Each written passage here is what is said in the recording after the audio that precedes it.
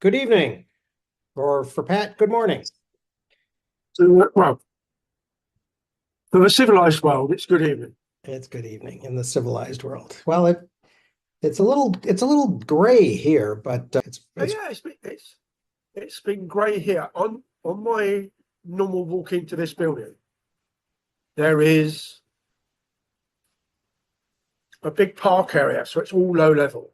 But Mhm. they're within that zone, they're now putting up a new, bigger than 5-story building. I don't know how big it's going to be because all I can see is the tower cranes.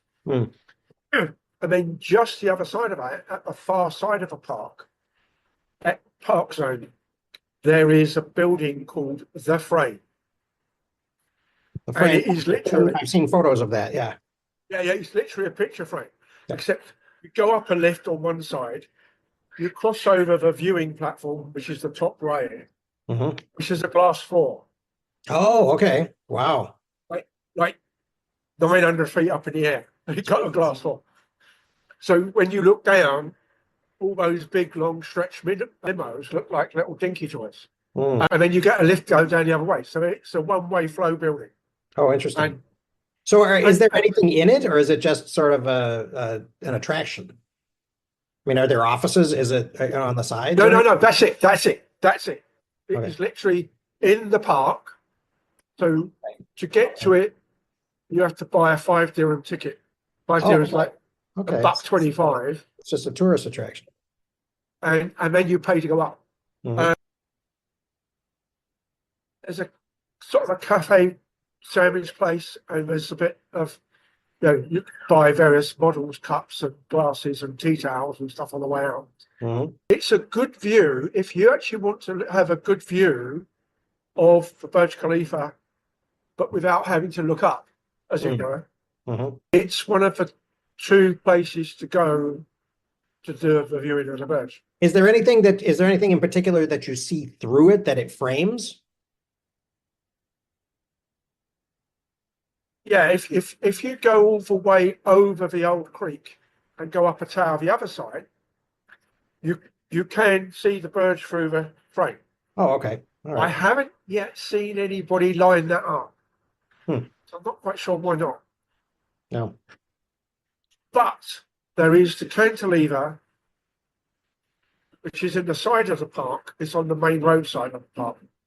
That is two towers with a bar across the middle. So the towers are slightly offset, so the beam goes between, and it cantilevers out 60, 70 meters. So again, glass floor.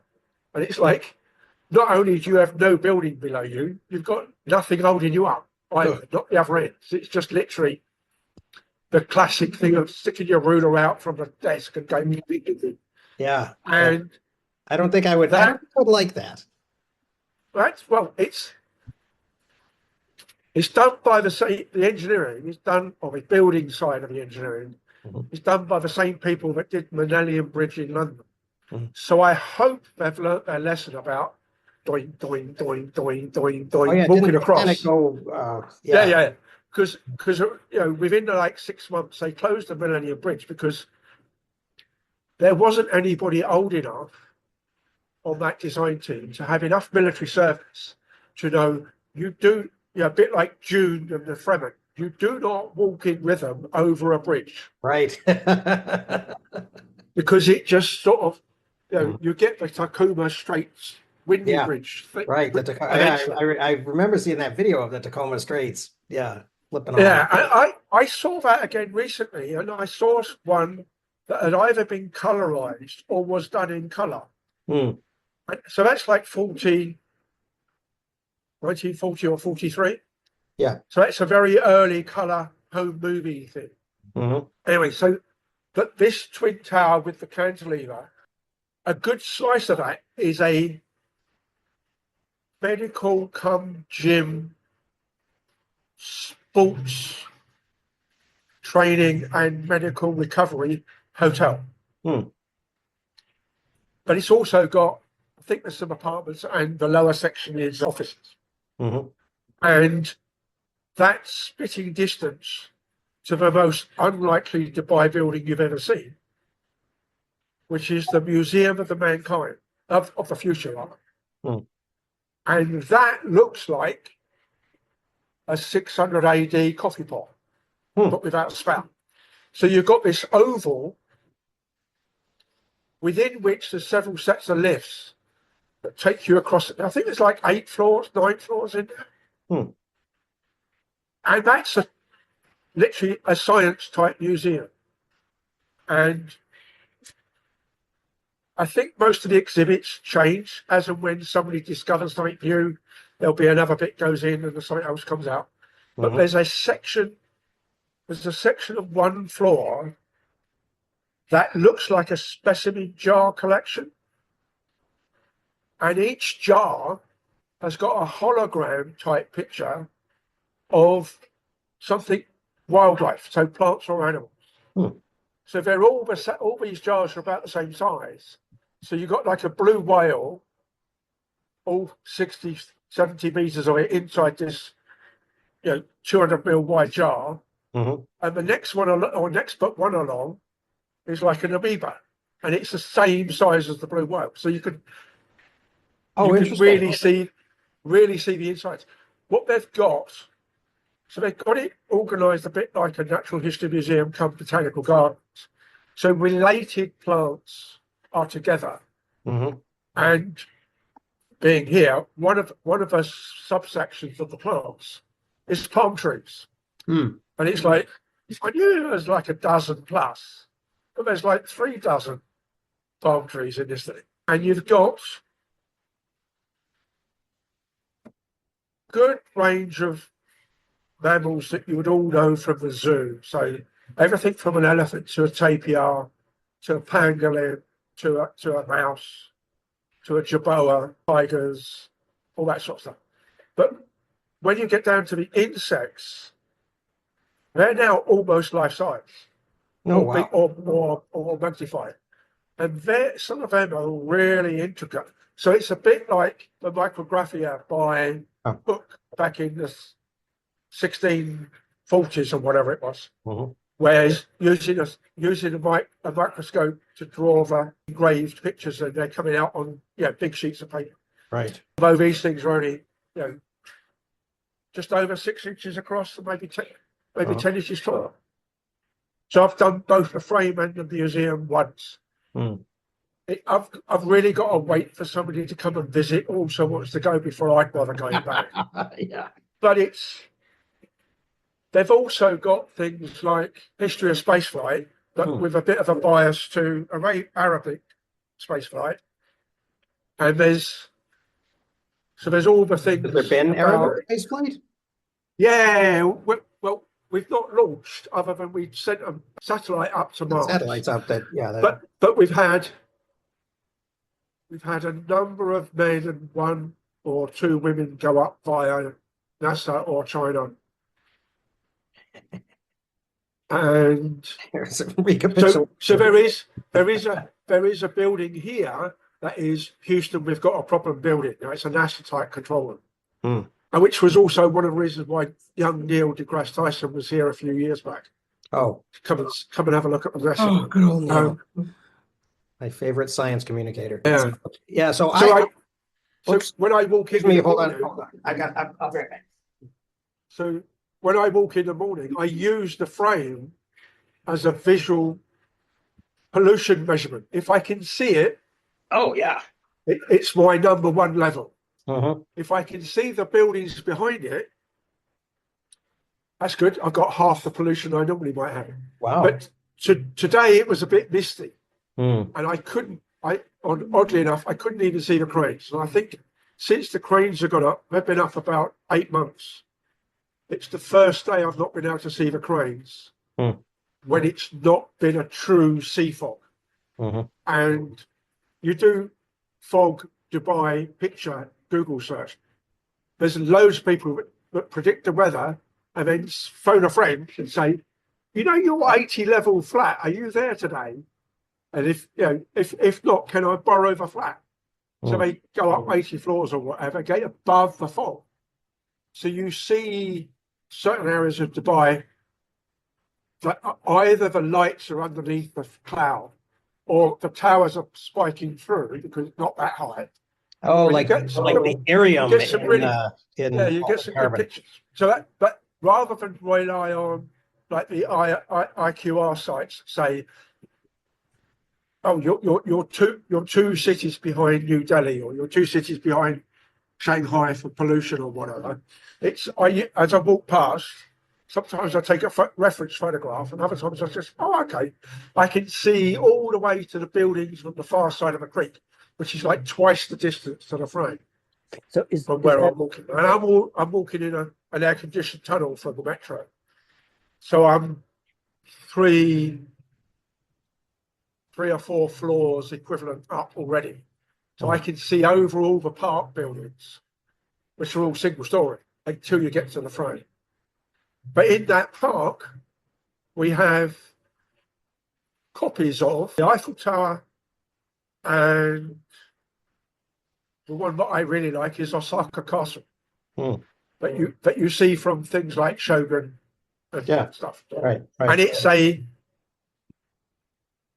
25-foot, 35-foot model. Can't go in it, but you can get. So that's Zadil Park, of which the local people that put up the road signs have got at least two ways of spelling it. Yeah. Yeah. I wonder how many Eiffel Tower replicas there are throughout the world. Well, I think it's probably the most regular copied building that's not just a tourist piece of tat that sits on a shelf. Right. If it's tourist tat that sits on a shelf, you probably find it's the Burj Khalifa now, given the number that I see around here going out the door. Well, the Yeah. Burj, the Statue of Liberty, the Eiffel Tower. Yeah. Yeah, but that's a bit past it you now. mean accessible size, Dan, right? Where Like is the the Las I meant- Vegas, the Dubai, the Right. Paris. I meant actual architectural size. Yeah. Things like in Vegas and Dubai. Yeah. Mar-a-Lago, perhaps in the future. Okay. Yeah. Right. Well, On the Gaza Riviera. Yeah. perhaps. where's a bit where's the like- Lavender yeah. Hill mob version of the Burj Khalifa though? So unless there's a movie about But- making replicas. The Lavender Hill one is probably in the Republic of Pimlico, if they've got any sense. Well, But old style, there was a bit like your Cody Island Tournament Fair. There's I can't remember what it's called now, but there's a thing that was here when I arrived, but it was like three major roads out into the desert. mhm. That I've never been there, so I've only going by pictures I see. That's got everything from like the Kremlin, Taj Mahal, the Burj Al Arab, because Burj Khalifa wasn't an Eiffel Tower, Tower of London, Tower Bridge, a whole load of it, and it's a winter garden a la UK, but outside. Mm. Because in the winter it's nice, as opposed to we're not going to go there in July. But it's literally shut in the summer. Yeah, But- I suppose as it would be. Opens, You don't want to water it. yeah, it's about September it opens from memory. It closes about now, March, April. Yep. It's a typical family evening thing out. So there's if you know about things like the Blackpool lights, which is basically Coney Island type lights all the way around the fairground. So the Blackpool Tower, which is probably therefore a copy of the Eiffel Tower, looks like a Christmas tree all year round. Mhm. The Blackpool Tower lights is on most of the year. There's a Blackpool Tower at the whatever the park is called. So in other news, I have bought my air ticket, my reservations for Austria in mid-May. I'm flying to Vienna, which after I looked at the map, I was surprised at how close Vienna is to Kiev. So does this mean you're going full neo-Nazi on us? I'm going to when I The motherland? in 1967-ish, I lived in Linz. And so my father and my sister and I are going back because we have heard that Austria hasn't changed that much. So we're going to fly into, we're going to be there for a little bit over a week. And we're going to fly into Vienna, and then we're going to jump in a car and drive west on the Danube, I guess. So And at ultimately- least you're going away from, Oh yeah, so we won't be driving towards Ukraine, right? But we'll be driving towards the Alps, actually, I guess, on that side, and ultimately Salzburg, and then we'll spend some time. Well, we're going to stop at Linz, of course, because we lived there, so we'll spend a couple days there. But then to Salzburg, pick up. and then Hallstatt, and maybe we'll go in the salt mine, and Gmunden, and there's a place that we. So when you're in Linz, you're going to pick up your Nazi memorabilia. We'll go by the Eichmann Bakery, and you know. You're going to get a particular tash shaving. Yeah, we had a good time in the, it's kind of funny too, because I guess I think of of the time that I've been alive as this kind of the present, really, kind of. But holy shit, I was born 17 years after the end of the Second World War. To prepare yourself. You youngsters don't know any history at all, do you? Really? I mean, it just to think about how close that is. But likewise, to my to my birth, right? Likewise, thinking a bit of geography. Vienna was the pre-Cold War Berlin. It was a three. I don't know the French had a zone, but they might have done. It was definitely a three-way split. Yeah, and hence you got the Third Man film. Right. Well, after the for the First World War, yeah, sure. Well, no. The Third Man is after World War II. Right. Because the item being traded is mostly Fleming's discovery of antibiotics. Mm. Also, the same as the good German with around the Potsdam Conference, which was pre-VJ Day, but after VE Day. Right. When Stalin said, "Yeah, okay, fine, next year we'll." Yeah, but my thumb's not moving. Right. Because I'm keeping Kaliningrad. Mm-hmm. But yeah, interesting that the way the Austrians went, kind of said we're out. We're going to be neutral. In that. Yeah, they were a late arrival to the EU as well. Mm-hmm. Yeah. So, but I only know the western end, so Innsbruck, not quite to Salzburg. So I've got a little the tadpole tail end, and Innsbruck. The one thing I always get a bit queasy about Innsbruck is you stand at the grassy top of the ski jump. I mean, you can't see the landing spot. But the next thing off the jump you can see is the really big Catholic cemetery. That's funny. I will look at that travelogue, Eric. Thank you. Yeah, it is a fascinating writer. Yeah. They're not long, but they're good books. But right just before the war, he walks from the Netherlands to Constantinople. Wow! Like walks, and so they're just really they're great reads. Cool. Because we've read him before, we should mention too, Simon Winchester has a travelogue through the Balkans.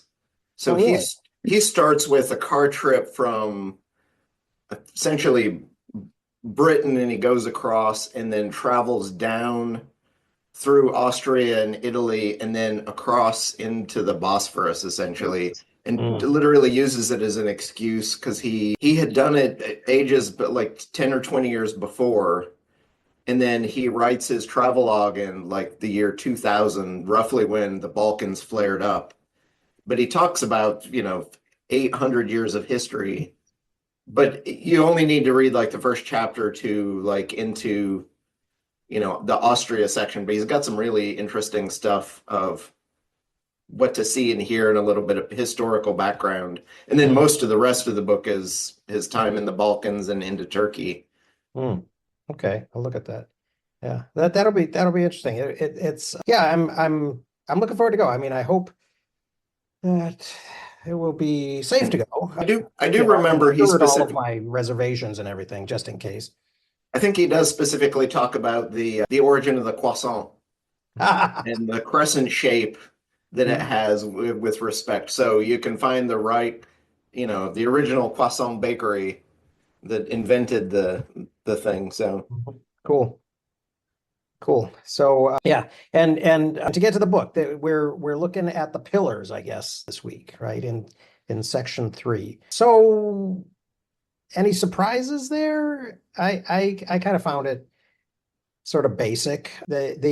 She's trying to stick the Nazis in there along with the the American South and India. How's that working for people?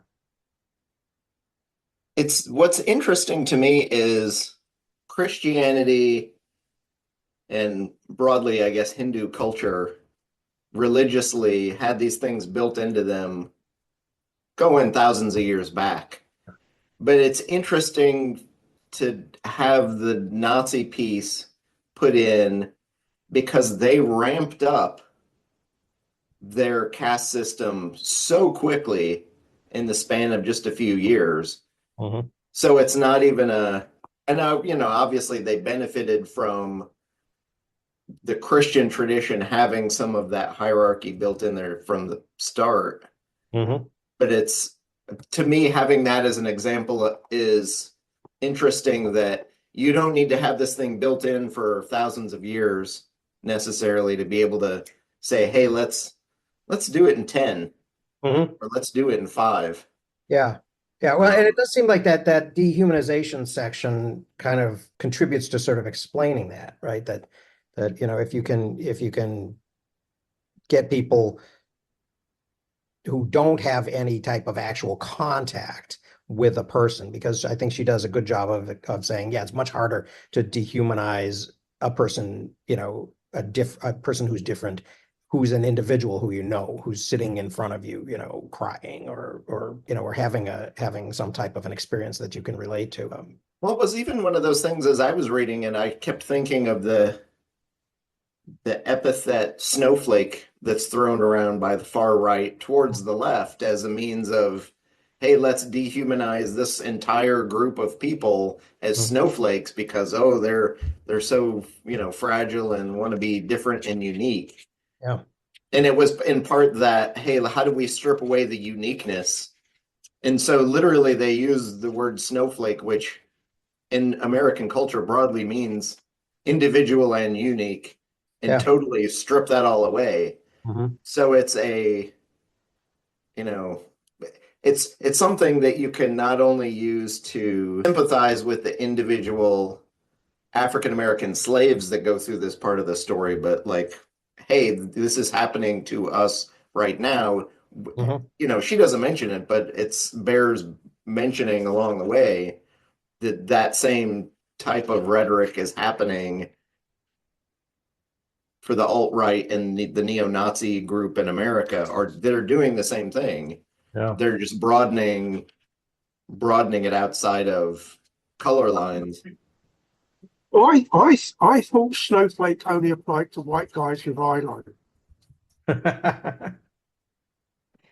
It's kind of funny. It would be interesting to sort of look at the etymology of that because I do sort of vaguely remember a long time ago that it was, yeah, sort of about individuality and uniqueness and yeah, and all that. It's interesting though that there seems, yeah, I was listening to, among other things this week as I was walking. It's been like spring here, so I've been walking and I actually rode my bike 16 miles yesterday. So that was like the first time out for that. So it's sort of like, yes. But I was listening to a biography of George Washington called His Excellency George Washington, I think, by Joseph Ellis, who was a biographer who worked at, I believe, Mount Holyoke College, and he got in a lot of trouble for kind of plagiarizing and misrepresenting things during his career, which didn't prevent him from sort of continuing to publish books with significant trade publishers, but he's going out of his way to kind of to sort of soften Washington with respect to slavery in a way that I think is kind of relevant. That's the reason I'm going on this tangent and bringing it up, is that he says, well, one of the things that Washington did that was, that was sort of good was that he didn't separate families without their slave families without their consent. So unlike some other people, and actually she tells the story of Hammond, right, in this chapter, and what a absolute horrendous human he was. But Ellis, kind of goes out of his way to say, well, Washington, yeah, he was a man of his times, but he didn't break up families, right? Which is kind of weird. And he actually, I think Ellis goes on to say that also Jefferson didn't do that. Right. So that these guys are somehow, maybe they get to retain a little bit of status morally in this, in this kind of world where, we've fully aware of democracy. In your American history thing that was on Substack, maybe not the last one, maybe the one before, I think, where you're doing the history bit, you were talking about Jefferson and his white family, black family. Yep. If you're able as a family to maintain that level of record,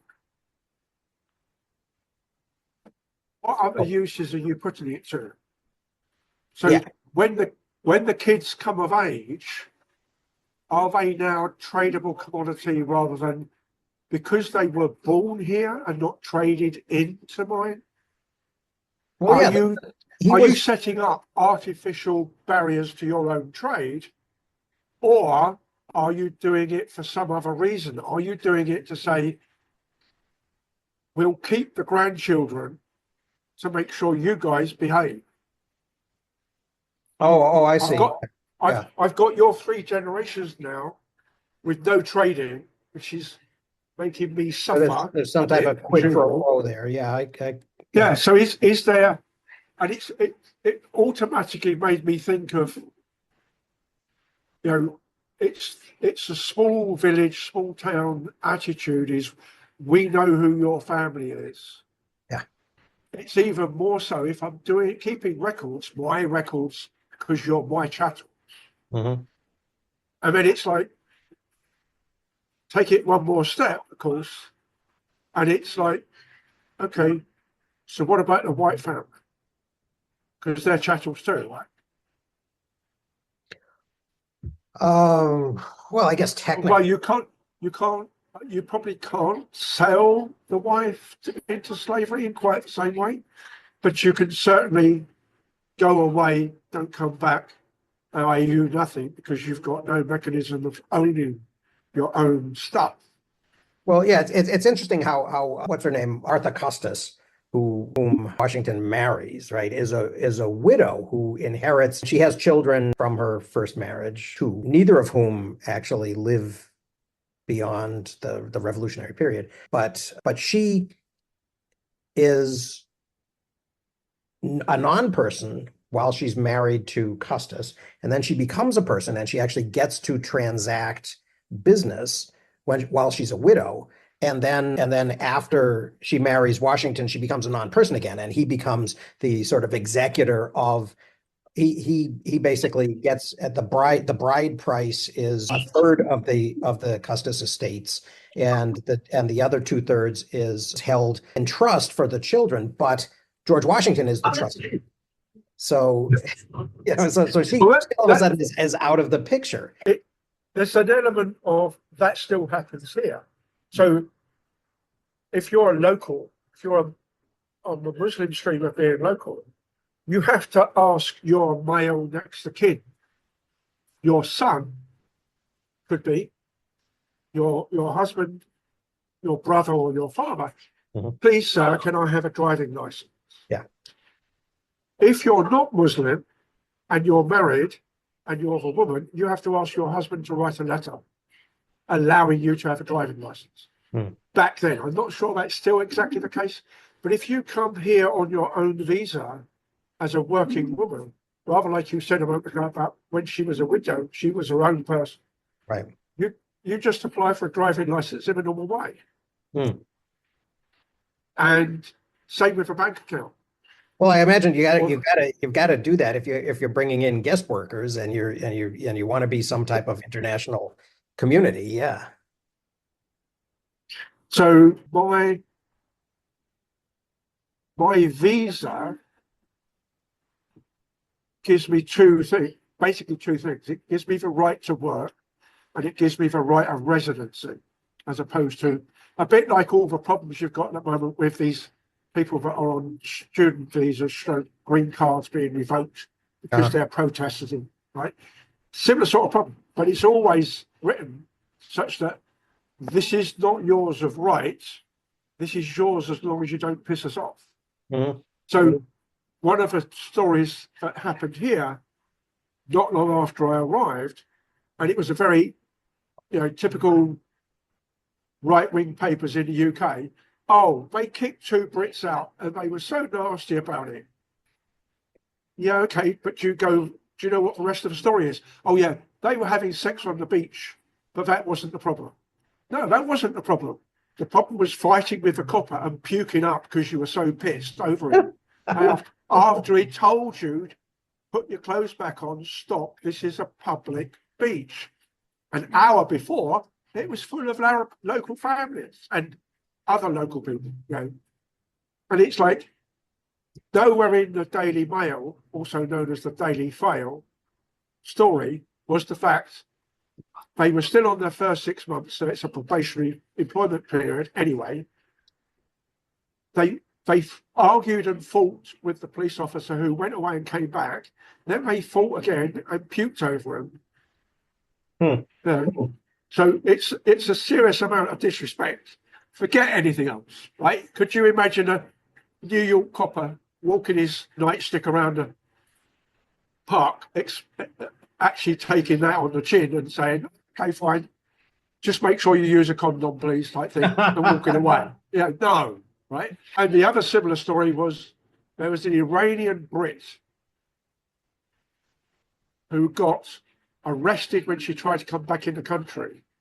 And that's all the story tells you. But what actually happened was her British passport had lapsed, so she can't use it to travel. She could use it to get another passport. And she's an Iranian native, so she's got an Iranian passport still. Yeah. But Iranians aren't just walk through people. They have to buy their visa, tourist visa, at the customs immigration line. And she refused to do that because I've got a British passport, which gets me in for free. And then it turned out after a longer investigation, it turns out she owed money here because her business that she'd walked away from owed money. So there's always And more it's like, story. yeah, there's always more. It's like it's never a straightforward story.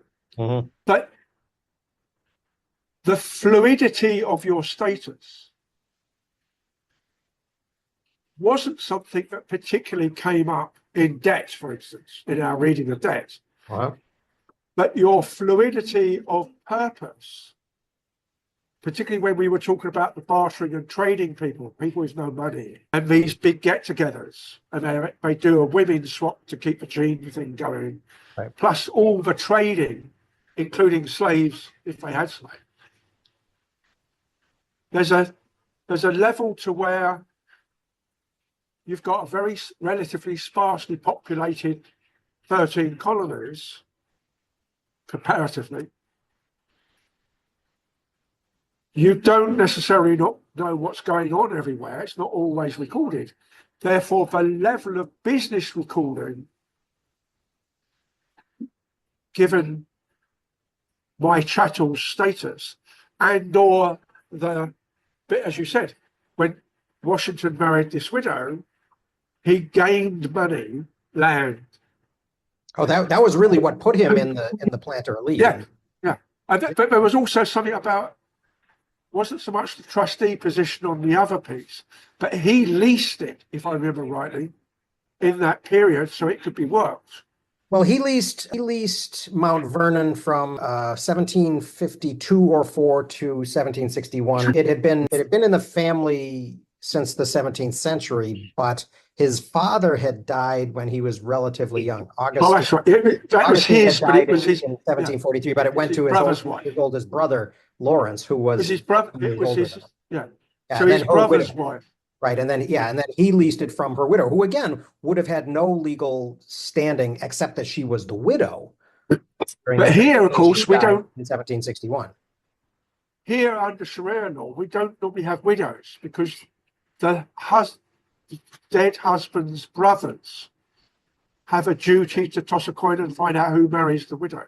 Oh, yeah. What I've not seen anything of is if widow's father is still about, then it reverts up. Yeah. Well, I mean, what happens if both the brothers are married? There's no If they're point. married, they're allowed more than one wife here. So Oh, what's the okay. problem? So she still becomes part of a family household.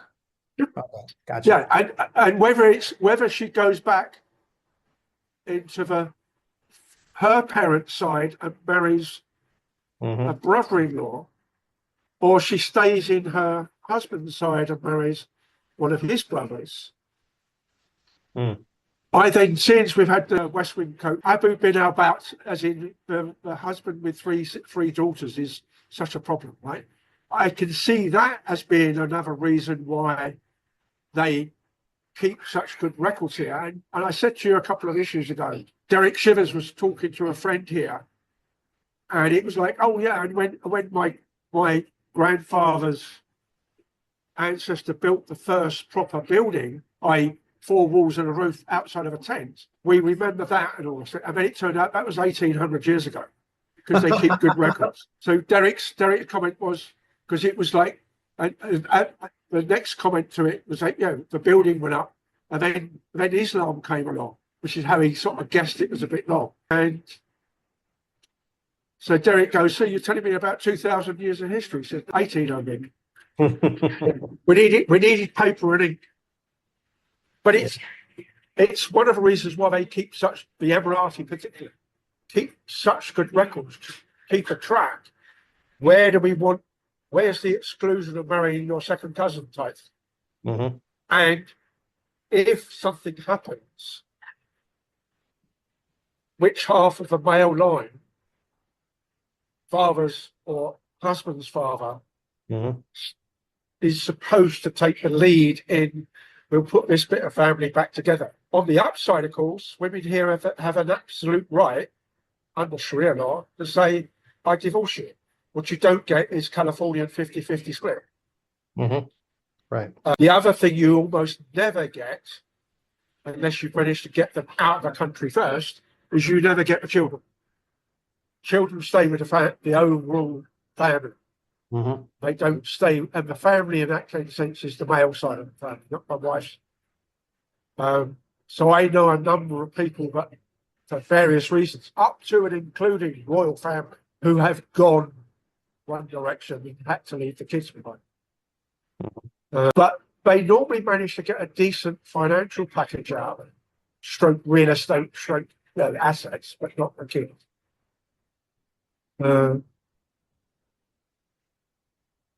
Yeah. But it's a thing.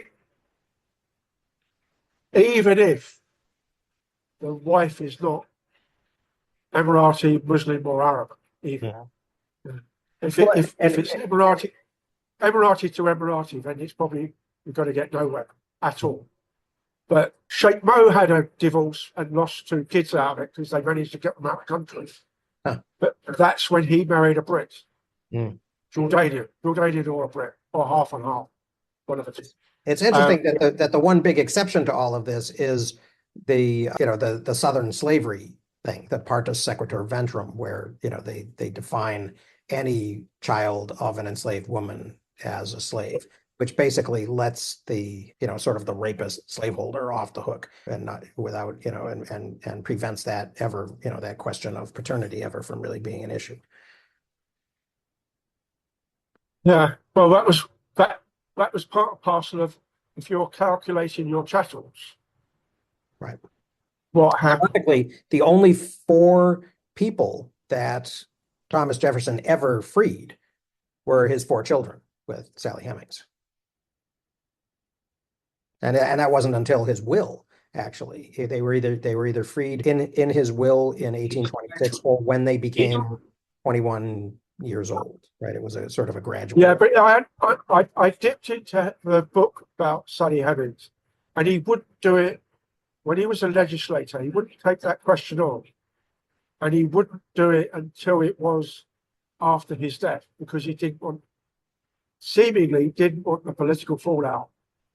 Right. Although ironically, when the Marquis de Lafayette brought Frances Wright, the freethinker who started Neshoba, where she was going to try to solve the slavery problem without costing the Southerners any money. She brought it just before Jefferson's death, around 1820. She gets to go and meet him, and she reported that he was very interested in her plan, and he thought that slavery was a kind of a continuing problem that was going to that was going to come back and bite him in the ass, basically, the South. And which is obviously she may have been hearing what she wanted to hear, but it's a very late in his life moment, at least of somebody's testimony about what he was thinking about the issue at the time. And maybe he was just, she was a young girl from England, and he might have just been saying what he thought she wanted to hear and agreeing with her and, praising her on her silly plan and all of that. But it's another interesting data point.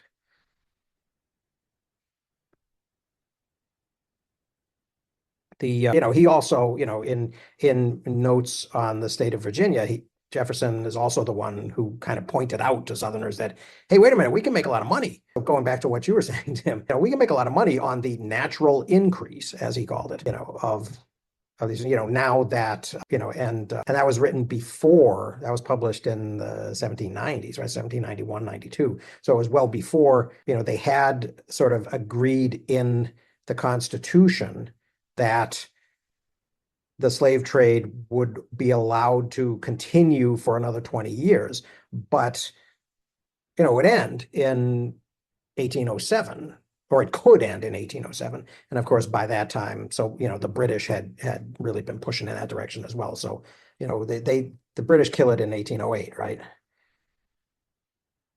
I think so.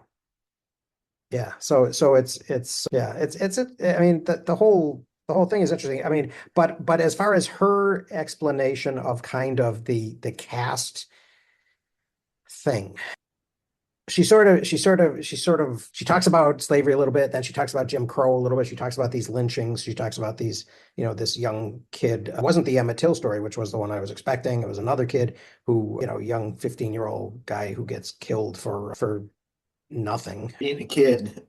For being a kid, yeah, exactly. Yeah, and Emmett Till, his crime was that he was from Chicago and he didn't know any better when he whistled at a woman, kind of a thing. And then, and he was 15 years old and as well. But are these and then she talks about, sort of pouring molten lead into the ears of Dalits and stuff like that.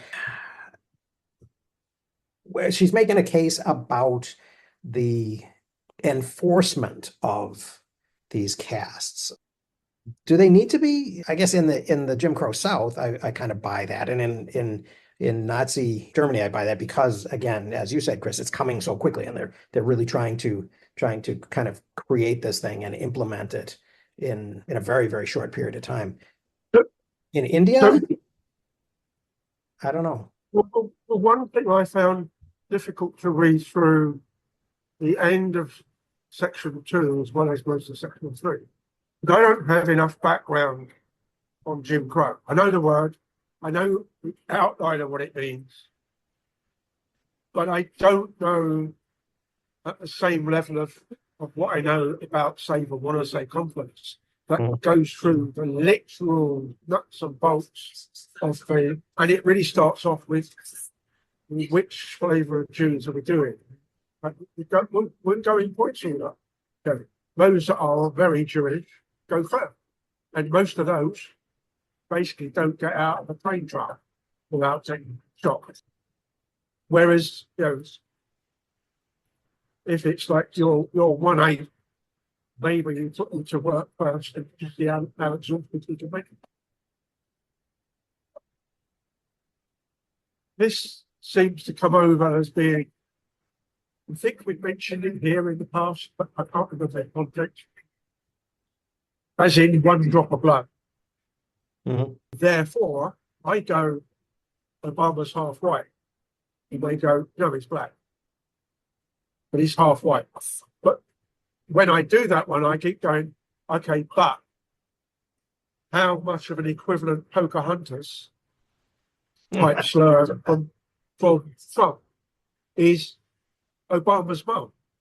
Because one of the things that got said about Clinton was he's a couple of percent black. Therefore, why wasn't his one drop being so obviously used? Because they don't care too much. He looks white, therefore he is white.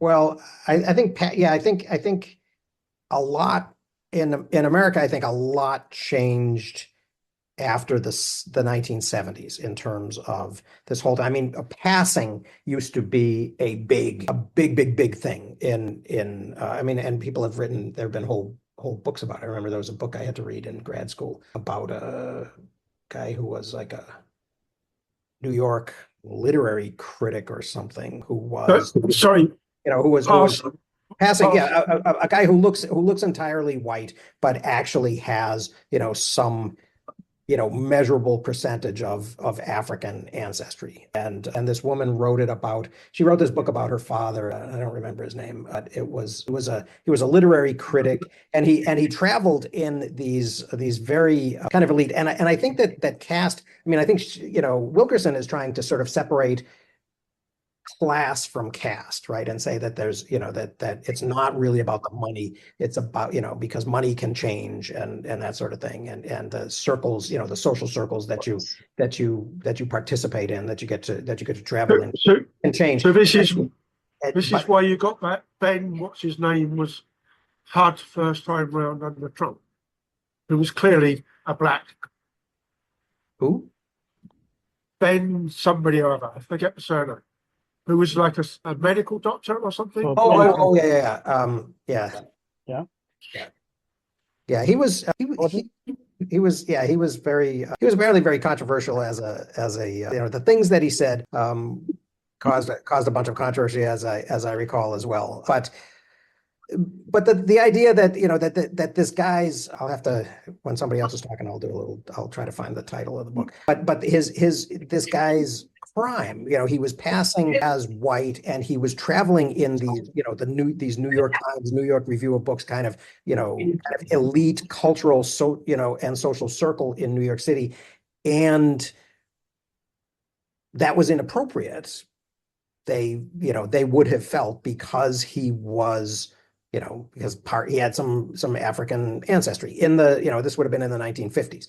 And, and I think that's become much less, that's just become much less of a thing, right? I mean, you've got like Gates at Harvard, who walks around, walks around dressed to the nines with a gold, a gold cane, like what's his name? Al Green. So this explains why Frank Sinatra ends up by having to drag Sammy Davis Jr. into the theatre to watch his act, because they won't let him in, or they won't let him eat. Right. Yeah, and that was all real. Yeah, yeah.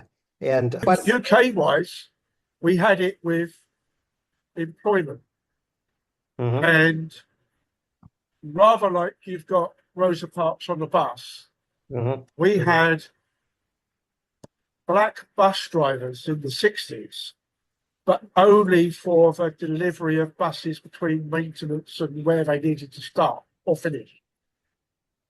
And it became also a union thing, because the maintenance people were one union and the drivers people union was somebody else.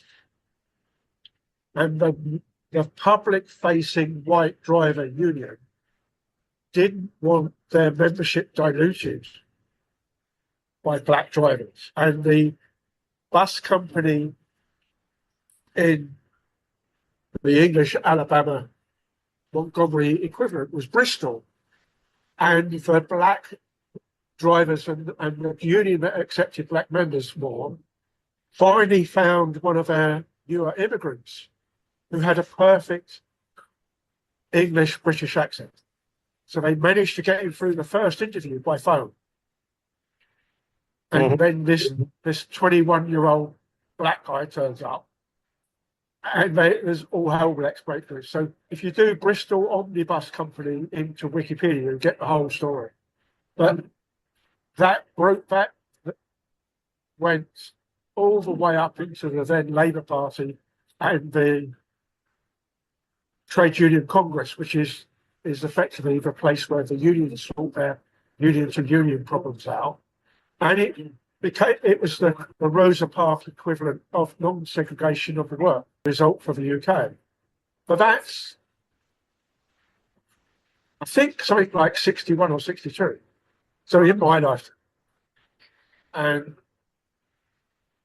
then we go back to, as I said, partly because of that, there was a sitcom handicap type.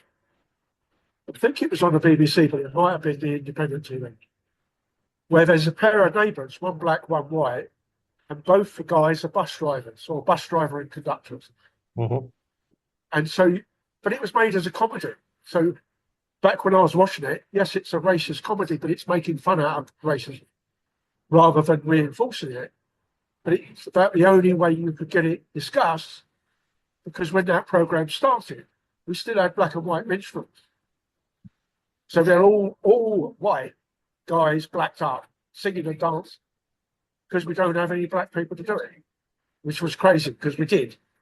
And there were times when the black and white minstrels was an act in a royal command performance as well. So it wasn't just, you know, the odd crappy TV program. This is the top line stuff that was happening in London. And you could go round the corner from where that theatre was, and you could go into a black jazz club, or you go into Ronnie Scott's, and quite happily go to listen to black music. And of course, jazz was banned in the latter part of the 1930s in Nazi Germany. But it was as underground as your drink problem. Yeah. And that actually is, you know, I've been looking, as you've been talking, I've been looking for, it was Bliss Breuard, and it was about her father, Anatole. And the thing that I remember about that book is that she was really interested in, you know, kind of the way that he would, you know, in his literary world, you know, down in, you know, in Lower Manhattan, he would be white, and then he would go to Harlem, right? And, you know, and he would hang out with Charlie Parker and, you know, and in the music scene, and he would be black, and, you know, and basically kind of the identity switching that went on there. But, you know, but to get back to kind of the issue of the point that Wilkerson is trying to make, that that race is constructed, but that it is a race, that it's a construction of race thing, and not an income or culture or social circles kind of thing, which is why I brought up, you know, why I was kind of trying to remember who Anatole Breuard was. Are we buying that? That this is not about, you know, that, because it seems to me that the Breuard story is that he was, you know, that the thing that people objected to with the passing as white in that world was that he was getting above his kind of natural position class-wise, and that race was a way to sort of enforce this class distinction. What about that? Well, I look too, and I think there's only one or two spots where she talks about class as a differentiator against caste. And I think the two are heavily intertwined in some sense. And there's one or two paragraphs where she kind of says, this is class and this is caste. Mhm. But I think it's hard to separate the two. The one thing that shocked me, I was disappointed is kind of the soft word for it, but she only mentions the great chain of being once, which on this topic, I don't know how you don't have at least 3 or 4 pages on that as a topic. Yeah. Given its influence in what let's call Western culture. Mhm. And it does appear in the section on Pillar 1 when she's talking about religion. But you can go back to Aristotle and follow that train of thought of, here's the pecking order of how life works. Right. Not just even for humans, but for all Mhm. living beings and creatures of every sort and stripe. Like, here's what it looks like, and you are better than this thing, and this thing is better than this other thing, from Right. God all the way down to the smallest slug. Yeah, exactly. And you have been given dominion. And that piece is, I thought the so priests were given heavily dominion. ingrained into culture. I mean, I did appreciate the fact that she looked at Indian religious culture going back thousands of years, which is something I don't have a huge amount of experience with, and kind of laying out all the levels from Brahmin down to Dalit was, you know, there's more I could read on that to get a better grasp of what's happening there. Mhm. But I feel like even the average American reader has no idea what the Great Chain of Being is, how heavily that idea influenced, or if you want to go back into, the Latin, it's the Scala Naturae. But that thing so heavily informs who we are as people, Mhm. you know, and we can't escape it. And it's literally built in to such an extent, no one talks about it. Right, right. Well, in the same way that progress wasn't a thing, right? And that, and that we were in this, sort of Mircea Eliade, cycle of eternal return, not a world where, we were supposed to be going up and to the right, on the growth chart. Well, That's and that's when we have read some of our, David Graeber, where he debunks a little bit of the idea of, one thing is necessarily better than another. Mhm. But when you have an idea like, this primitive man who could be better, or we could be better, Mhm. which has been a huge chunk of the kind of American, story. Mhm. Like, yeah, we can be better, but, and I think progressivism has gotten a kind of a bad tag, or has been, used as an epithet rather than a positive thing Well, recently.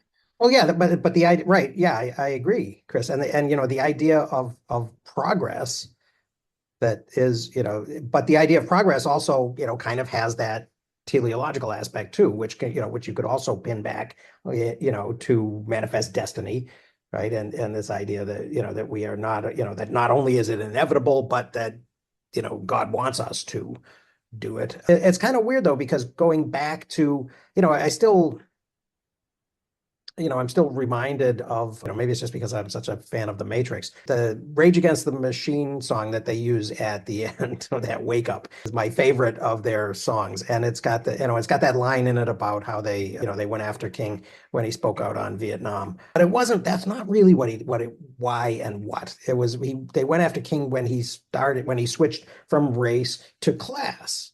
Right. And so maybe that is sort of driving me to try to pick this apart maybe Yeah. more than I ought to be. Well, it's almost like you've got to restructure all of it, both the caste and the class pieces, Mhm. and if Americans can really pull themselves up by the bootstraps, you got to at least take your black stormtrooper boot off of their throat to let them try to pull. Yeah. Yeah. Right. Eric, were you going to throw something in there? Okay. Yeah, yeah, it's been interesting. I've been, and I have been, I put something up there yesterday on Substack about, kind of this idea of going back to families and going back to this, because I got really interested in families and trying to trace these little, family network connections when I was doing the Gilded Age project, which I'm gonna, as soon as I'm done with this US History 1, right, the pre-colonial to the Reconstruction thing, I think next fall I'll be teaching US History 2, so I'll have a chance to, to roll in, another 15 weeks of that and have a whole big, kind of monster web of American history. And I really want to work the Gilded Age, yeah, and and the connection, right, Eric, between the current Gilded Age and what Pat in his comment on my post called the Golden Age. Is that what we're calling it now? What we're in right now? The gold, because it's Trump and everything's gold plated. I always think of the Trump thing. When I was a kid, I used to go to the. I think Pat nailed it. I think Golden Age is great because I think it is, it's like that toilet seat. It's not full gold, so it's Right. still Well, that's the thing. I used to go to flea markets. I remember when I was a kid in Massachusetts, and I used to want to get those. I used to wear one of those stupid Italian horns, right? And the little Italian horn thing that all the Italian guys wore in the 70s. But the ones that I would find would always they would be like sterling silver with a gold, what do they call it, like 12 karat or whatever, which was just a little gold, it's like electroplated gold, a tiny, and it would flake off and it would turn green, and everything. And that's sort of what that whole thing strikes me as. It's just this, this very. It also reminds me in the 1980s, in the go me 80s, there was a housing fashion of having kind of bronze plated fixtures everywhere as a faux gold, like this thing is richer looking than it ought to be. So your kitchen faucet or your bathroom faucets and all your fixtures were all done in brass. Mhm. And when you see those now visiting old homes, you totally know, oh, that's a 1980s kind of, we're trying to be richer looking, but those fixtures have not aged well and they don't look luxe like they did in the 80s. Right. Yep. But the real brass ones are there because brass has a bit of a antibacterial property, whereas the gilded ones don't. Yeah. And I always think of the gilded ones as going alongside the avocado green bathroom suite. And the avocado range and just yeah. So the wash hand basin and the toilet bowl and it's like even before I come here, Yep. I'm well past the fascination for a gold plated toilet. Yep. And yet there are plenty of them here. Yeah. So this is the thing. This was the thing that got me started on this. And actually this page that I had bookmarked that it opens to, Chris has your ancestor, Senator Aldrich, on it. And it's America's 60 Families by Lundberg. And I remember reading this and just thinking, oh shit, he's naming names. And that, it was sort of the first time I saw that. And I thought, I've got to write these names down. I've got to put them in this, I've got to put them in a database. I've got to trace, the interconnectedness of all of these people, James Stillman, So Zettelkasten. Well, yeah, Zettelkasten, Isabel Stillman, the daughter of James Stillman, became Mrs. Percy A. Rockefeller. Right. And Elsie Stillman became Mrs. William G. Rockefeller. Right. So the kind of interconnectedness of all of these. So what is the A in Percy A. Rockefeller? Do you know what does the A stand for? Probably Aldrich. A, because it's before the B. Nelson it's Aldrich. Yeah, Nelson, it's Aldrich Rockefeller, because that part of the Aldrich family had his grandfather was an Aldrich, yeah. I didn't realize until I was graduating Johns Hopkins that a large portion of the upper quad of the university had been donated by the Aldrich family. And I went there for 4 years and nobody said boo about it. And I just by random saw it one day. But even the really old guys at Hopkins who knew the history, who I had met several times, none of them had noticed or mentioned it to me either. Oh, that's right. So you So- didn't get any deference that, that wasn't, Yeah. oh, that's funny. I don't get, other than just the passing as a white guy, I don't get a whole lot of deference for anything in my See, life, I think. this is where the DEI was wrong. Yeah. Chris should have had red carpet rolled out, but a little bit shorter than the one that was in Montreal or Ottawa, was it, for Marco Rubio this week? Yeah.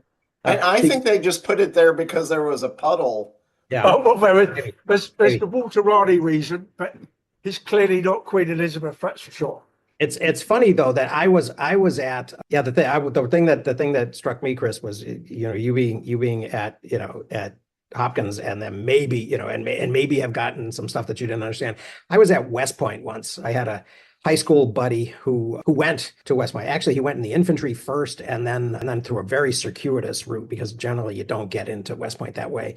But he ended up getting into West Point while I was still in college, and I went to visit him, and I was about that same age. So, and I was in civilian clothing. So I got, people were like opening doors for me and, and not saluting exactly, but calling me sir and stuff. And I didn't realize that they thought I was a junior or senior, right? Who didn't, on the weekends didn't have to wear the uniform. And and so there's just this I got used to it very quickly. It was very fun just to be treated in a way that I totally didn't deserve. But that was my and then my friend never finished West Point. He decided he had enough of that life, and then he had to give him back another 6 years in the infantry. So he had a strange thing with that. But yeah, the unearned deference is kind of an interesting experience. I mean, I have kind of stolen a little bit of unearned deference because I've had gray hair since I was 13. So people always presumed I was older, more responsible, wiser than your years, whatever, Yep. even though I was young with gray hair. Yep. Yeah, it's the thing now, she doesn't, or she hasn't yet really explored the whole, unless I've missed it. Did I miss it? Did she say anything about all that stuff that Rachel Maddow uncovered about the Nazis and the Americans, about how the Nazis came to America to learn how to be? Yeah, she gets a fair bit in the first section about their review of the legal standing and legal procedures of Jim Crow South. Okay, maybe I blew by it. Yeah, it's a kind of a passing mention, though. It's not a full. And I think feel like that's I mean, she talks about this conference, right, where a set of proto-Nazis before the administrative power came in, and how they were discussing the laws and how this could be the framework that they would use. Yeah. I think there was. I remember a couple things. Yeah, I guess I remember that, and I guess maybe it was only in comparison with how deeply Rachel dove into that, and Yeah, well, sure, yeah, it is, but this is, I mean, and so this comes back to one of my challenges with Caste, which is, at least for a lot of the American stories, she writes in a non-attributing manner. She says a man or a boy or a person. Whereas with at least the German section, she's using names. Yeah. And I've been trying to figure out why she does that. Is it to generalize the experience for the reader? I assume it's to generalize the experience for the reader, I guess. Yeah. Well, I think that's the tough part too. Even in some of the specific examples she gives, she draws the broad generalities of what life was like. Everyone was whipped. Right. And then gives us, some specific examples, which is probably the best way to do that. But it's very hard for people who don't have the depth of education to know more about what that history looks like. Right. If this is the only thing you read on race and culture in America, and you haven't read, the 57,000 other books on the topic to really Right. know that thing, you're going to miss an awful lot. So, the people who are in the center or on the right, who this is the only book they read, they may not necessarily be swayed by, hey, I should read more about this or I should know more about this, and my education on it is woefully inadequate. Yeah.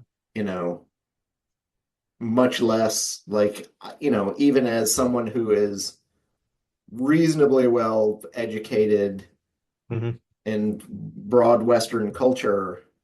Yeah. And I look out for this type of material in history, and even I have not read nearly enough of it. It's, much less, do people have the critical reading skills to really make anything of what they're reading? Yeah. And then they parrot back because she does try and hit some of the arguments of, I think there was one section where she talked about, but people's pecuniary interests would mean that they would take care of their slaves, because why throw money down the drain? And then she pulls out I think it was an example of the absentee landlord will let his apartment building turn into a slum because they don't care. Mhm. So those kind of small arguments could easily be a whole book in and of themselves.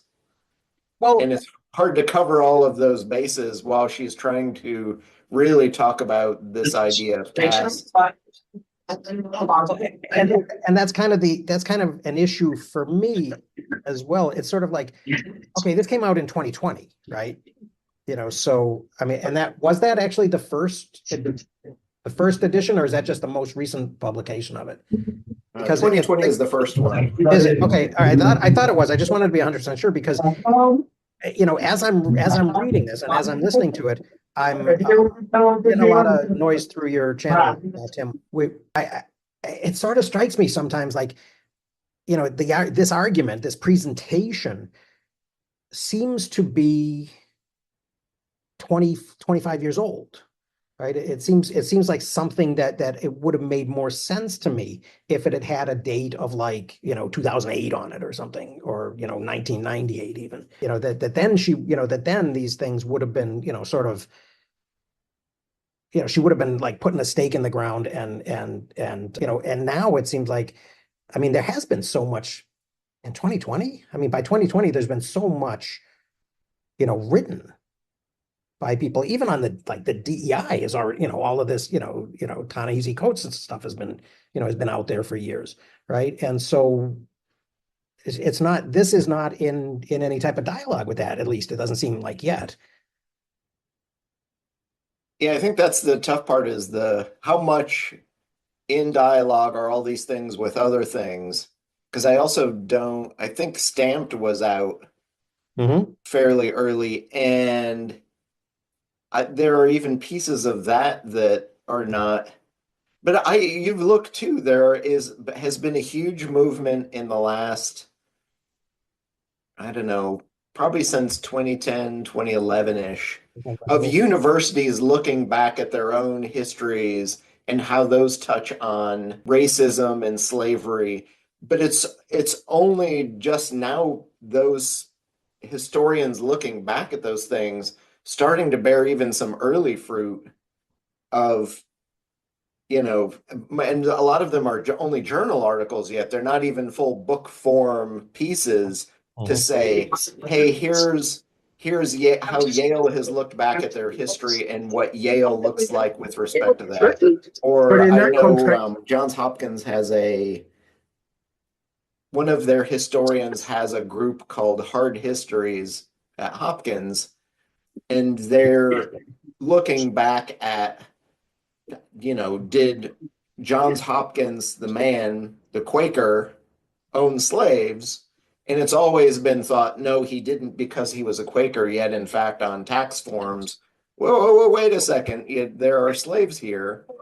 And they've been able to delve back and find actual names to figure out who some of these, but the record is so scant, it's very hard to tell, because they didn't keep much beyond first names or do counts for things like population so we could get our 3/4 of a vote thrown in. But those histories are super hard to pull off But because is this how- money?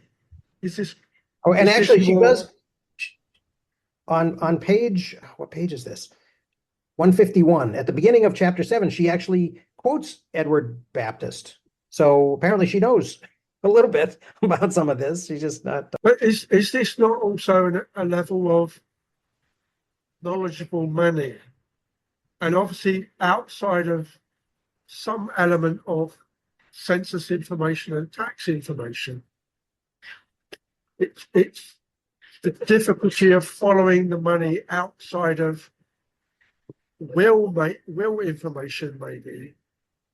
To be able to follow it, it makes it difficult. I mean, one of the things I thought of while reading this, and we've been talking about how much of it is money, how much of it is class status versus straightforward black-white race, as opposed to shades of grey white versus shades of grey black. And it's like the one thing that sticks in my mind is, because it happens to be his birthday this week, or today even, maybe, like yesterday, a guy called Maurice Micklewhite.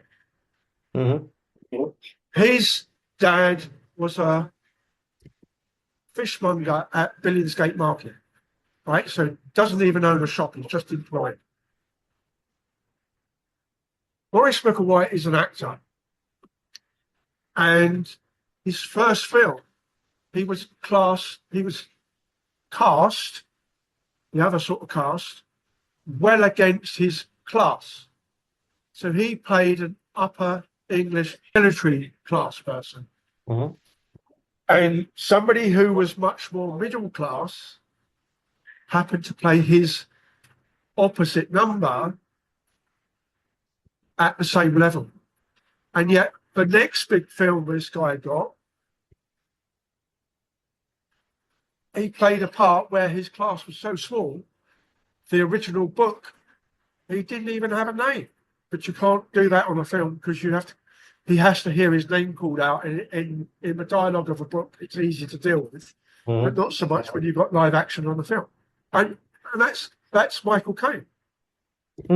So, he's in Zulu first, so he's playing an upper, and he looks down at Stanley Baxter as the other officer at Launch Drift, as in, you've said you're in charge because you got your commission at second lieutenant 2 weeks before I did.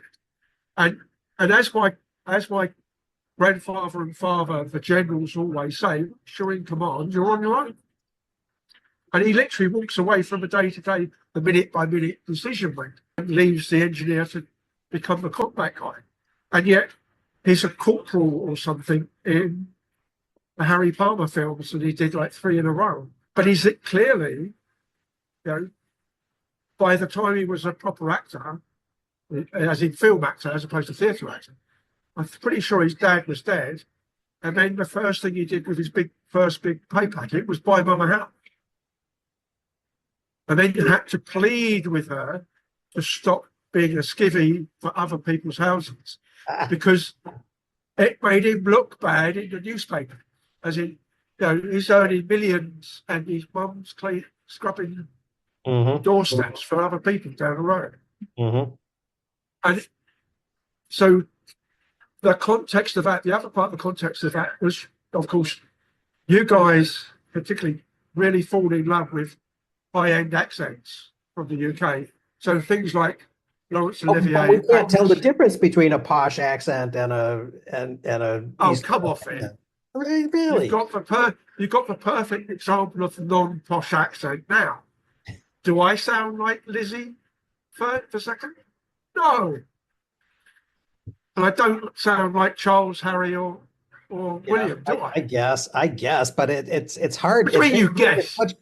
I mean, seriously, it's much harder for me to distinguish, when, I mean, the whole Henry Higgins thing, I think, is something that, that Americans by and large don't really get. We know that there are accents, right? But some of the, and in America, some of them have, I guess, class, not caste necessarily, but at least class attributes. And you've been talking about the original high-end Boston people.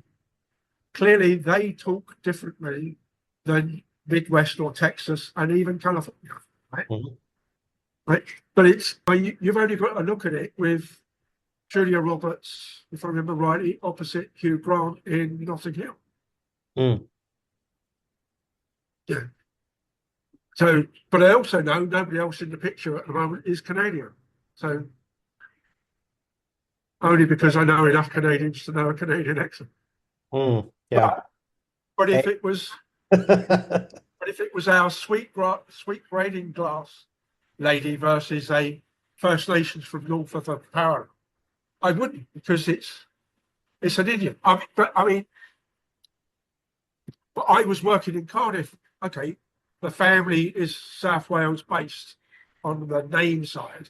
Mhm. When I was working in Cardiff, I've never lived in Wales, right? So I don't speak Welsh in that context. And I could hear these Welsh voices round the corner. And I went round the corner, there's a bunch of Indians that are all Cardiff residents because they all came with the tea trade. Mhm.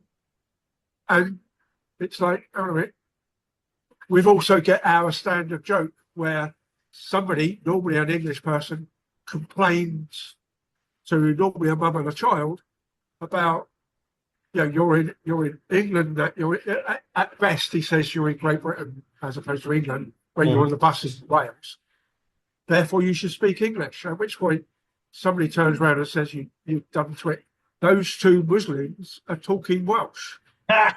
Yeah. So what do we do with that? What do we do in the Wilkerson context? What do we do with that idea that, okay, you've got some third generation Indian people speaking Welsh or speak. That's partly what I was thinking about when you semi-explain passing, and it goes to me.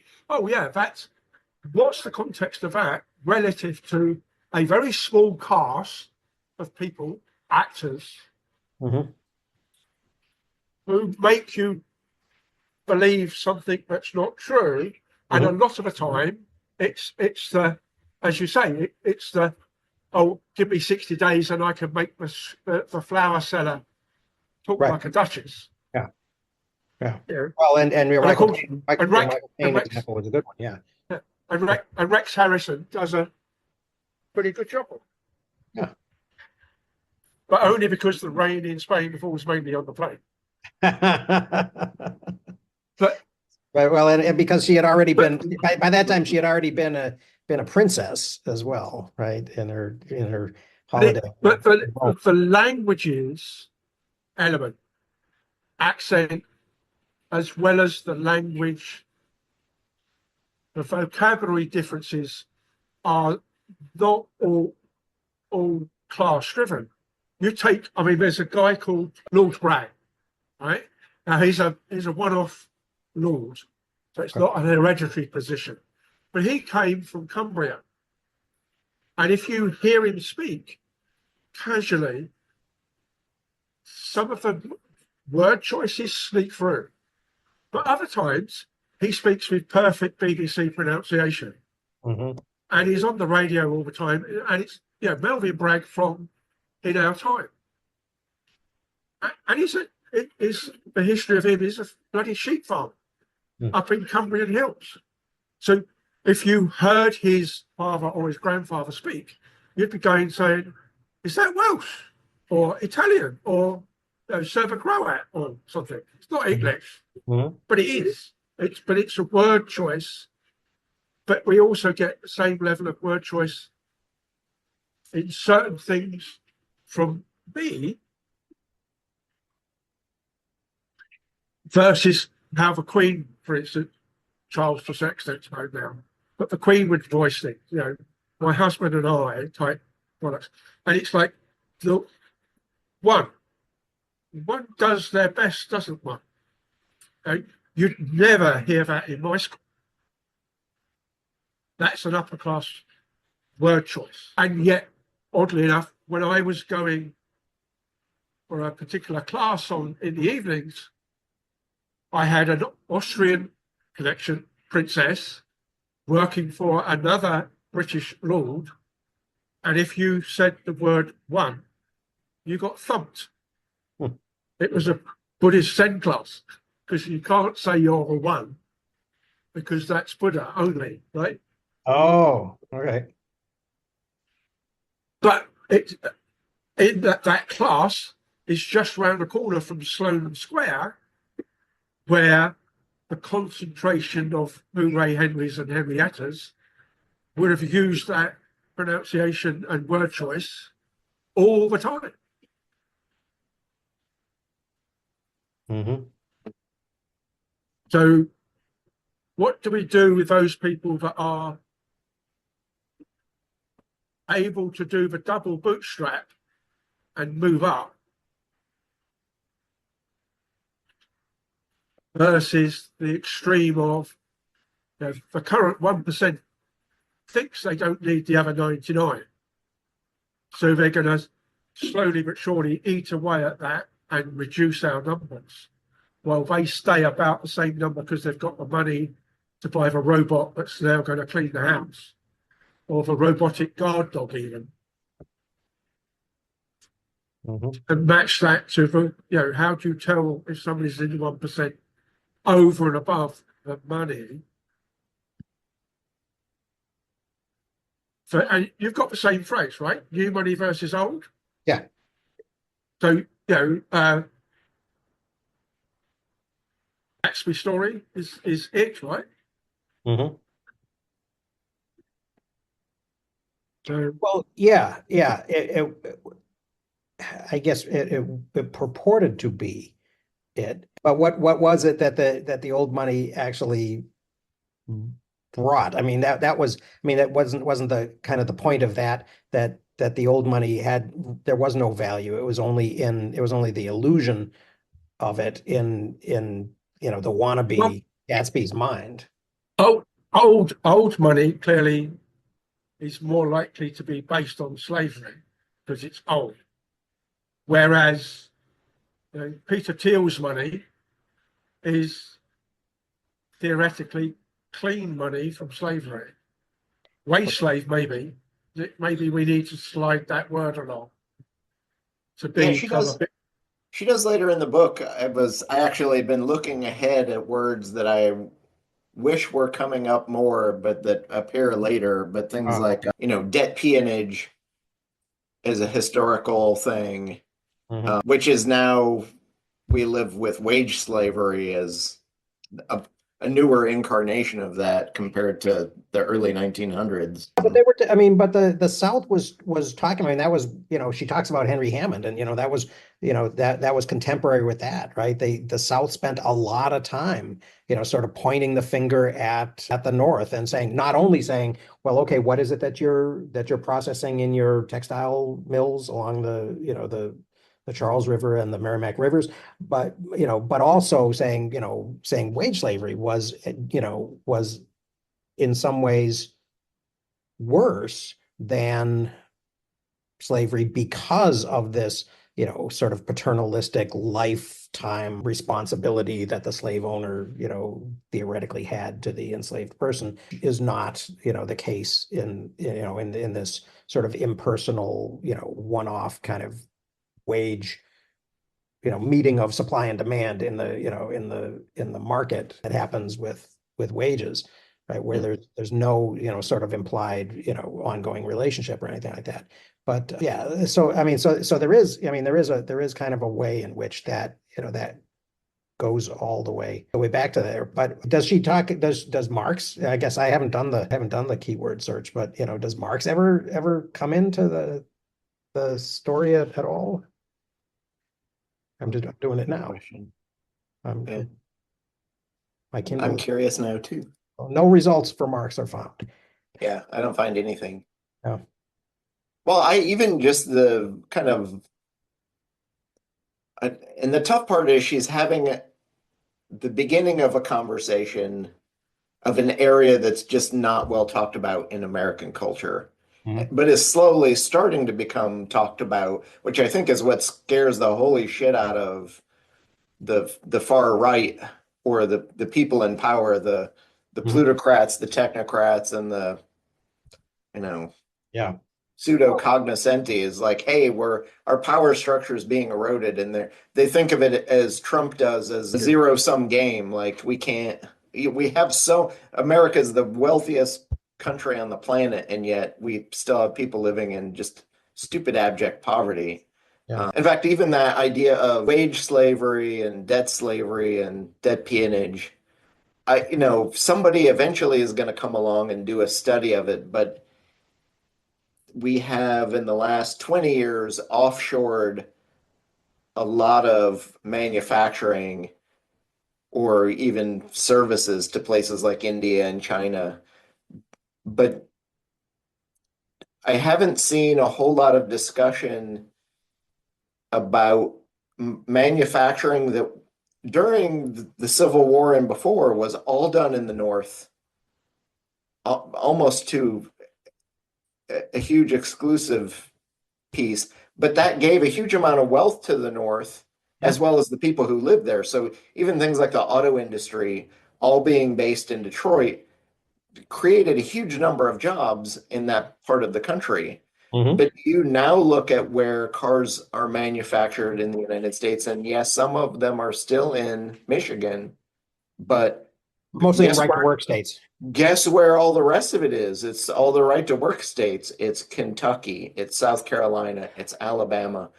All these places, which to a great extent are also very non-union. And as a kid who grew up with a father in manufacturing, and he was based at the Torrington Company in Connecticut, which was owned by a multinational conglomerate called Ingersoll Rand. Oh, yeah. But they were slowly, throughout all of the 70s, moving a lot of their bearing manufacturing out of the North and building new plants in Dahlonega, Georgia. They had 2 or 3 plants in South Carolina. Right. And they essentially moved it all down because it's the wage slavery we can create is a whole lot cheaper for us. And we don't have to go offshore and deal with cultural, language, or educational barriers because these people are just educated enough, and they speak our language that it's cheap and it's easy. Yeah. Well, I think there's a whole moment in history there that in that not only then, which really begins, I think, after the Great Depression, right? And after rural electrification and, the TVA and all that. And there's electricity and infrastructure and everything down there. But then the flight from the Rust Belt to the Sun Belt as well in the, beginning in the 60s and continuing into the 70s before we ever offshored. Right. So that whole thing happened as there's a whole story that happens within the boundaries of the lower 48 before you ever get to this point of offshoring, and NAFTA and, maquiladoras and building iPhones in Asia and all of that. Or even things like brain drain, because I grew up mostly in the Deep South and got enough education, and my economic outcomes were going to be far better leaving the Deep South. So there is also this brain drain of, hey, go to New England, go to California, go anywhere else. Well, and there's this cultural expectation that we don't have to think that much about the extended family and about roots and about, kind of at the same time that it was, that we're sort of valorizing the Waltons, right, on TV, no, we're not going to do that. John Boy's going to leave and he's going to become, this Hollywood screenwriter and something in the future. Well, that's you look back romantically at his past. For the last 100 years, there's been that massive shift that we've not seen in most of the world, of everyone leaving the subsistence farming and agricultural life to flee to the big cities where, jobs are plentiful and, your quality of life potentially could be much better than it would have been back on the farm. Yeah. Well, and it's kind of, and I know I've said this before months and months ago, years ago, probably in this group, but that was the thing that I always kind of misunderstood as, a fourth generation Italian American, right? That I had always understood immigration as being this cutting of ties, right? Where, there are people back in the old country, but we don't really, I mean, we expect that, we believe that there are, but, until we go back as, as affluent, Americans, we don't really ever know them. But, and so because the Atlantic had been in the way of that type of migration, I think we were trained, a whole generation of historians, especially on the East Coast, were sort of trained to think of migration that way, that it was a cutting of ties. And I think, I mean, Frederick Jackson Turner, certainly leaned into that as well, with this idea that, that it's almost like Heikel and recapitulation, right? That the whole thing gets, that the American character gets created on the frontier, partially by way of stripping off all of this veneer of European culture. Yeah, so smoking Marlboros on a horseback, yeah. Yeah, right. Yeah, Yeah. but I mean, the thing that I also think of, we've done a number of instances this evening where we said US, India, Nazi Germany. Mhm. And as I said before, okay, it's the Want to Say conference is a documented piece which you don't quite have, other than somebody saying maybe somewhere that I haven't noticed yet, underlying the continental conferences with the original Constitution and Bill of Rights, it might well be something in there.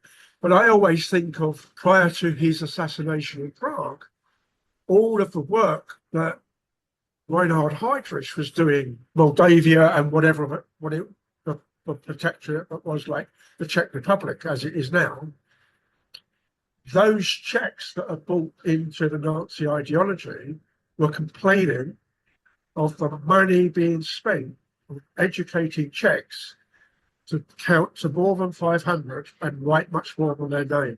They don't need any more because they're going to be between the German pureblood and the far Russian Slav.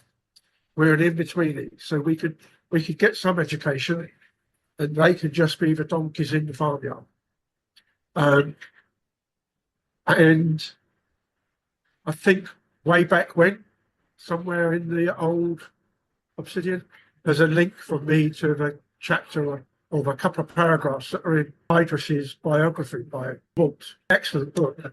Finished it actually in Prague, looking at the St. Cyril's church where his assassins were eventually cornered by the SS and finally gunned down. But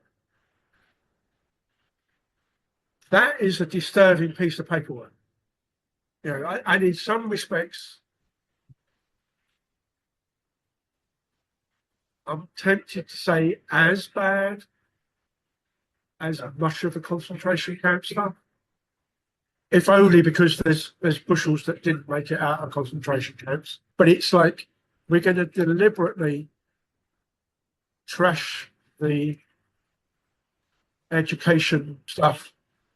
And of course, even now, you've got the Skoda factory that was one of the key things that the Nazis wanted to capture. And a lot of the German armaments were made by various Czech companies, including Skoda. Yeah. And Skoda still exists, albeit now part of Volkswagen. But if you suddenly decide your workforce only needs to count to a certain number and not write much more than their name, where's the next Einstein going to come from? Etc. Or where's the next Scott Fitzgerald going to come from? Mm-hmm. Well, yeah. And that's clearly a class, race, nationality thing. Well, and it's a what are those people for? Right? The people that you were talking about are a buffer between Russia and Germany, right? Was their role. That was their only role, and they didn't have to be educated to be that. No, but they need a certain number of educated factory workers. Because obviously at that point there's no robots, there's no computers in the sense that we have it now. Right. So now that you've decided, driven by DEI organization, some of my other US friends, North American friends, have had conversations with people at university, staff at university, and almost without exception, they're saying the sackings are being done, and the first filter is, are you male or female? Are you black or white? Mhm. And then it comes down to, which school did you go to? Did you go to one that's like a left-leaning, or did you go right-leaning? Mm. And then that gets you past the first hurdle. And then and then in theory, your ongoing performance, as in how much of a shit can you be, how many other staff will you route, that allows you to be a true dancer. So you look at something like Ruttig Hauer in Fatherland, and he gets ratted out by his 10-year-old son because that's all the education he's had. Mm.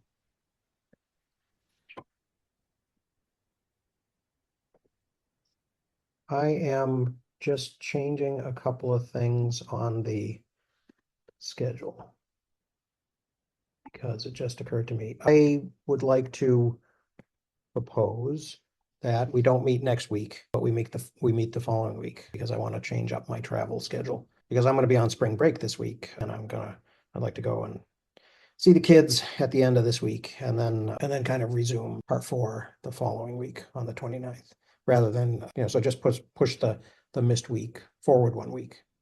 That's okay. Yeah, we can do that. Okay, thanks. And the week after is about the close of Ramadan. Oh, okay. All big parties. Oh, all right. And maybe even fireworks, Wow.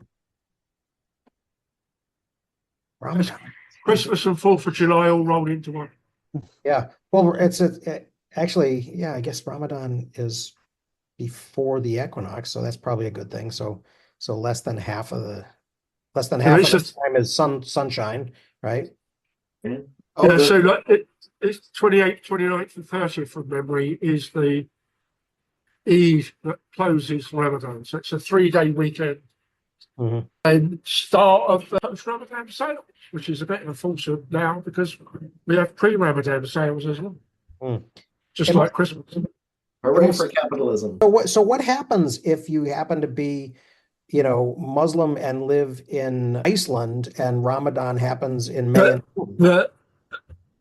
Because clearly that culture is so good at algebra and geometry, they fucked up. But then, a sheep herding merchant screwed up. What they do is they elect to switch their clock to be Mecca time? based on Mecca. Okay. So the length of the day, so the day length is the Mecca day Yeah. length, not the Iceland. As opposed to, oh shit, I'm a research scientist in Antarctica, Right. and it's December. And You don't get to it's eat Ramadan. at all. I'm rather fucked for 28 days. Yep. So yes, no, I mean here we're at the same level pretty much as Mecca and Jeddah, Mhm. and so we get a 13.5 hour shrinking to a 10.5 hour day over the year. Right. And as a Muslim character, again, they're so good at arithmetic, they screwed up and they've got an 11-day year that's short. So it moves. So the second Ramadan I got involved in was so close to Christmas. We did Eid Atar, either close of Ramadan, and Christmas dinner for my Catholic, Protestant, atheist, and Muslim family. So we had turkey with belly dance, which was good fun. Yeah. Yeah. So I mean, the zone to where the culture came from, as I say, it's a 13.5 hour down to a 10.5 hour in midwinter. Mhm. And the first time I was here, first year, might have been the second year, thinking about it. We were operational, so it was second year. I did it for a week. I did this most of the second week. And I can't remember what month it was, but the thing that I really missed the most was the 8 o'clock operations meeting with no coffee. Because it's a mixed, we had all types of Arabs in it and a whole bunch of non-Muslim Europeans. And so there's no coffee on the meeting room table. You get in a habit of wanting a coffee to get going for the meeting. It's awful. And it must have been a little bit more summery than it is now, because it was well daylight by 8 o'clock.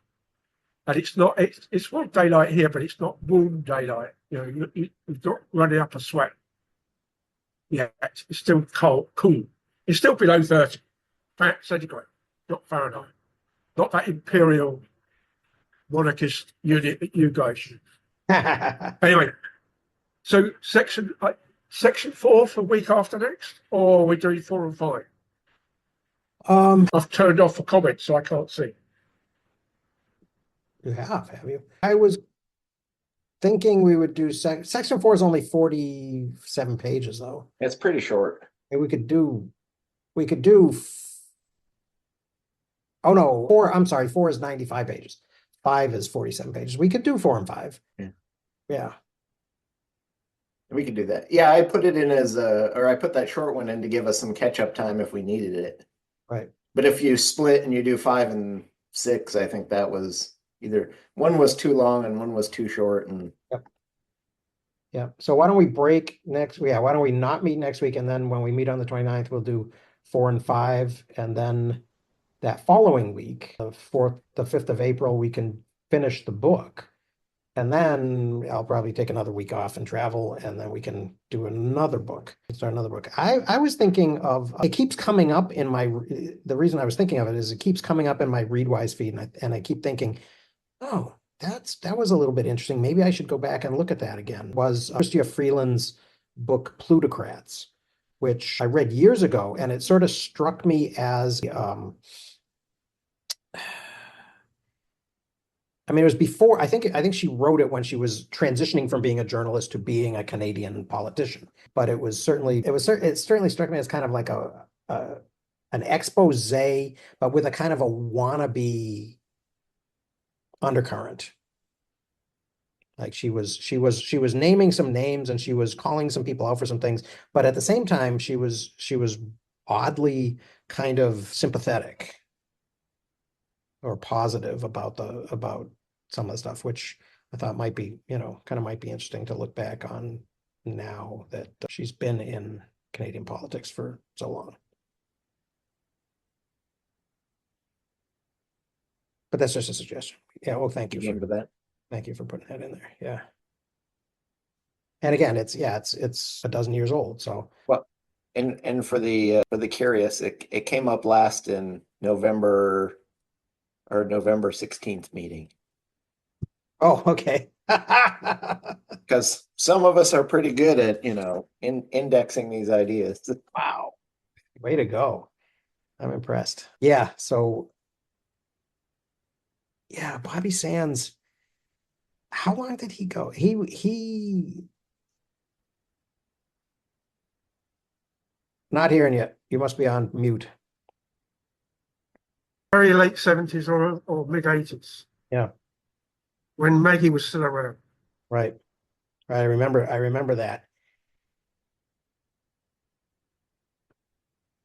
So you know quite a bit of his. For a youngster, you know quite a bit of history. Oh, well, that one I remember, ripped from the headlines. I do remember that whole thing. 66 days. Wow. My biggest, outside of JFK getting a bullet, my earliest big memory is a farm where the coal chip spill mountain got rained on, and then it did a landslip, a bit like Chris is talking about him being evacuated again if he wasn't already still on evacuation. Yeah, right, the mudslides. With all the flooding and mudslides in California. Yep. How did that work out, Chris? Was there any mud? In some of the neighborhoods there was, and yesterday as I was coming back from picking our kid up at school, the main thoroughfare on New York Drive that's right up against the mountain had like a lane and a half was closed because mud had, you know, covered it up. And that was even with a huge swath of that road. They came in and put big concrete barriers in to keep the mud from flowing into the street. But in the one section they didn't put those barriers. There was a couple inches of mud and debris that literally was like 3 blocks from our house. So, Wow. yeah, could be worse. The nice part too, though, is I think roughly around that early April, the beginning of April, we should hopefully finally be back in our house, Oh, good. which is, you know, that stuff is starting to finally move and go somewhere. So Yeah. we won't have anything in the house, but we'll have the house back. So Well, we're excited. baby steps. Yeah. Yeah. I can't wait to see the dry cleaning bill is going to be in the $6,000 to $10,000 range is what I'm hearing or expecting. So. Wow. And probably just scheduling scheduling dry cleaning will be a Yeah. Well, there's a company that's doing all of that stuff for us, but I think they've already taken the refrigerator out, and that was a total loss. I think our couches, our mattresses, all are going to be total loss, and we're going to replace those. Like all kinds of quirky, weird stuff. Just wow. It's a good chance to live the life of minimalism, apparently. So Yes. Yeah. Wow. Yeah, all that smoke getting into the pages of the books in the library. well, they're going to run big HEPA filter crazy in the house for a week and a half. So hopefully, I told them we're keeping the books regardless. So Yeah. that would have been too much to redo. Right. Yes, so it's a huge loss when depending on how well you're catalogued as well. Yeah. Yep. Anyway, I've got to go. Yep. See you in 2 weeks. Okay. Thank you. Yes. Have a good couple weeks. See you guys.